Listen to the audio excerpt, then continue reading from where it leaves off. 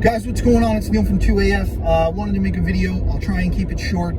There's a lot to talk about, but I was just thinking about something that happened yesterday while I was getting ready for work today, and I thought that it might make good content, maybe. So I had a client come in just yesterday. He was out at the range with his friend. His friend had a factory-built gun. That's not the point, but it was a factory-built gun from a manufacturer that, you know, maybe not everybody likes a manufacturer, but I don't think anybody would tell you this manufacturer was crap. I think they're a good manufacturer. I think they do a really good job. But he had a gun that he had put together using at least on the external what would appear to be good parts. But as soon as you started to look at the gun, you saw he had a nicely made rail from a well-regarded manufacturer. Nice upper and lower receiver, good optic mount, good furniture, all from well-made manufacturers. But when you started looking into the gun a little more, and again, this was a gun that he built, and again, that's not necessarily the point, you saw that, man, the barrel, the gas block, I couldn't tell who made the gas tube, but the bolt carrier, even the buffer and even the buffer spring, all made with what I would at least consider to be subpar, from a subpar manufacturer. And it wasn't all from the same manufacturer. There was probably at least three different manufacturers that made those different parts. And each one of them was, I would say, questionable at best. Now, the guy was probably building the gun, and again, let me preface this by saying I don't think this is a matter of a built gun versus a factory gun, because if you use good parts and you put it together well, I would probably rather have that home-built gun than a factory-built gun from a manufacturer who was pretty questionable. So it's not a difference of home-built versus factory-built, although that can play a part. Really, it's more of a difference is what parts were made to build this gun. And really, that's probably the bottom line. If you built it, what parts did you use? Did you use good parts, or did you use, let me save some money parts, or clearance bin parts from, some discount website? And you can use the same thing for the manufacturer. What parts did the manufacturer use to build that gun? Did they use well-made parts, or didn't they? So that's probably the bottom line. Now, like I said, the home-built gun, externally, all pretty good stuff. You probably wouldn't question anything.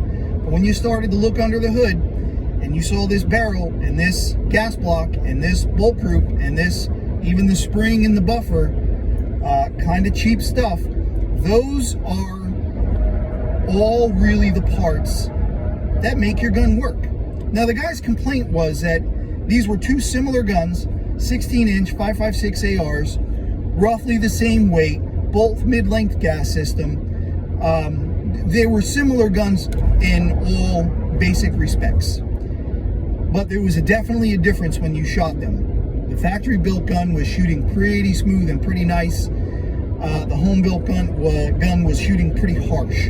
It wasn't a major difference, but it was enough to tell and enough the guy to start asking questions. And the answers are all in those parts that he used, I believe. I didn't spec them. I didn't gauge them. I don't have most of those parts and pieces at this point in my life. Maybe I should. But in any case, your barrel, aside from the chamber, it's got the gas port, right? The gas port is probably door number one, right, for your gun's cycling. You shoot the bullet, and just as long as your trigger hits the firing pin and the firing pin hits the primer, the round is going to go off. The primer makes a spark, puts the gunpowder, or ignites the gunpowder, and that pressure from the gunpowder igniting is the power, really, that cycles your gun. And along the way, door number one for that power is really your gas port. Or I'm sorry, the gas port in the barrel. How big is it? How small is it? Man, in the last couple of years, the gun buying public, and this is not a bad thing, I think it's a good thing, but the gun buying public has caught a hold of the term guns being overgassed, right? This gun is overgassed, it's so harsh. I think that certainly can be true, right? But I think mostly the gun buying public isn't aware that the gun being overgassed is really just one part of a multi-tiered equation that goes into making your gun work. I would say, and it's certainly not just me, but I would say I'm among a group of people who would say that a well-built AR that is designed to be reliable in the broadest sense, in the broadest circumstances, is overgassed on purpose, with intent. And that is because the company who cares enough to build a gun that is reliable over the broadest circumstances realizes that maybe you're going to shoot ammo that isn't as doesn't have as much gunpowder as some other ammo. Maybe you're not the guy that cleans his gun and oils his gun after every time it shoots it. So that initial power that the round creates when you set it off is going to have to get through maybe some fouling in the gun. And maybe it doesn't have the benefit of enough proper lubrication. And maybe the environmental circumstances, maybe there's dust around, maybe the temperature isn't ideal. That power that the round creates, that doesn't change unless you change ammo. But that doesn't change. But a ton of other circumstances in the gun can change. So you got to make that gas port use enough gas to cycle that gun through all those and even other circumstances, right? So a well-made, properly built AR that is going to be reliable in a broad spectrum of circumstances, it's overgassed. And it's overgassed on purpose. And that's a good thing. Now you can get to a point where it's overgassed and that's a bad thing, but I don't think most people have gone that far. Most people. So, use an inexpensive barrel from a company that hasn't paid attention to what size does that gas port need to be to do that? And is it a carbine length? Is it a mid length? Is it a rifle length? Because it's going to change through all that. And if it's a good manufacturer, they pay attention to stuff like that. So there's door number one with your gas port. Get a barrel from a company that didn't pay attention and they didn't make that gas port within a range that it really should be. And it's a pretty small range, but there is a range. If they didn't pay attention to that, there's door number one and you're probably already struggling. Get a cheap gas block that doesn't have a good fit to that barrel and you're going to start having gas leak. Let me talk about that for 20 seconds, right?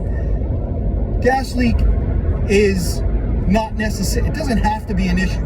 And in fact, in a lot of times, it's pretty common on a new gun. You'll get some gas leak and you'll get some carbon buildup around the gas block. And sometimes people worry about that. Don't worry about that immediately, right? Because chances are it's normal and chances are it's going to build up. And after it builds up, you're going to have a better seal, right? But if you get a gas block that has a poor fit and is inefficient, it may never do that. So you're going to be bleeding gas. You're going to be bleeding gas out of the gas block. Same thing with the hole in it may not be the right size. It may not be lined up as well as it should be. So there's a host of considerations with your gas block as well. So there's door number two. And your gas tube, yeah, you can get some cheap gas tubes with your gas tube.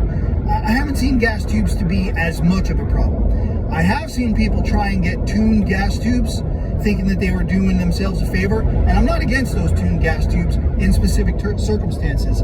But I would say you got to be maybe a little sharper than the average person and the gun buying public to be aware of really which one you should be getting if you're going to get one. But this wasn't one of those tuned gas tubes anyway, right? So your gas tube plays a part.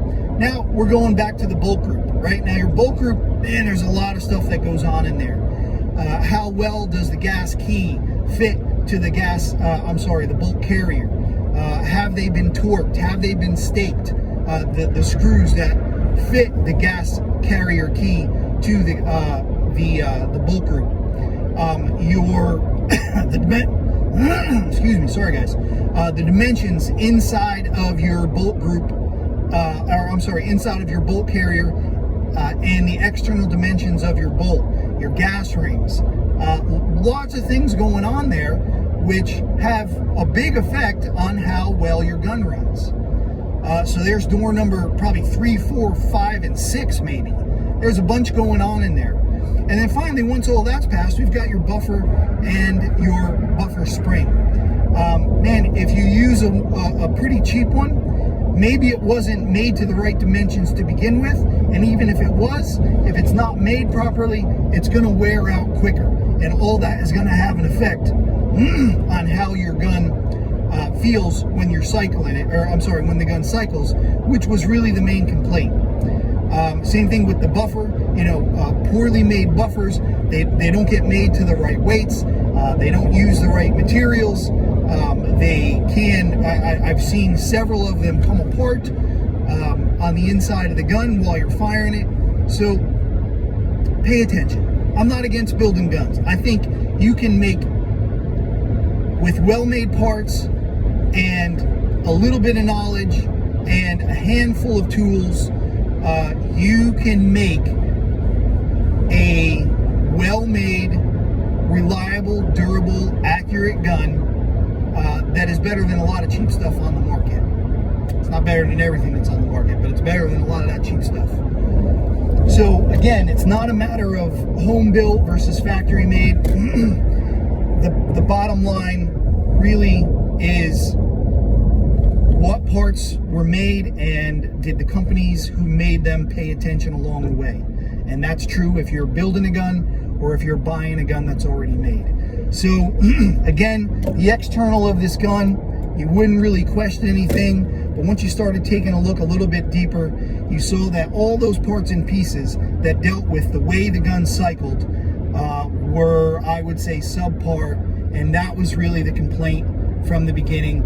His gun was not cycling the way he thought it should when compared to his friend's gun that was made better by a better manufacturer that paid attention to what they were doing, all the way from material selection to the finish to the way it gets assembled and sent out the door. So there's places you can save money. You want to save money? Don't buy a $35 or $50 AR-15 grip. Get an A2 grip. Will have almost zero function consequences on your gun. Maybe you don't like the way it feels in your hand, but the gun's going to work just fine. I don't care about what stock or grip is on the gun. I don't care about does it have a hand stop or does it have a vert grip or do you run it slick.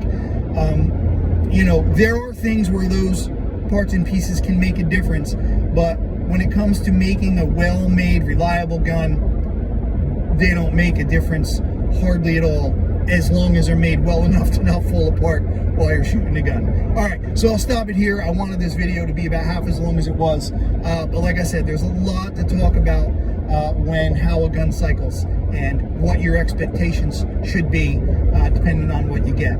So again, Snow from 2AF. Thanks for checking it out. Be sure to get signed up on 2af.com for email notifications. You'll have an idea of what's going out the door, what's coming in the door, what's going on around the warehouse. And we hope to see you soon. Thanks again. Bye-bye.